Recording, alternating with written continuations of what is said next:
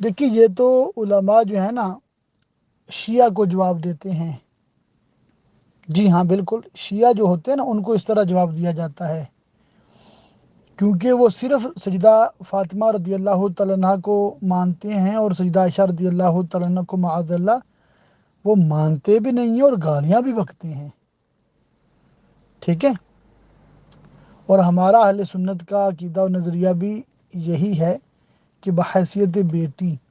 سیدہ فاطمہ افضل ہیں، اور بحیثیت بیوی سیدہ عائشہ افضل ہیں، مگر اس میں یہ بھی بات عرض کر دوں کہ بعض علماء کے نزدیک سیدہ خدیجۃ الکبریٰ رضی اللہ تعالیٰ عنہ سب سے افضل ہیں۔ تو یہ ایسا مسئلہ ہے کہ اس میں کوئی بحث والی بات نہیں ہے، ٹھیک ہے۔ اور بحیثیت مجموعی دیکھا جائے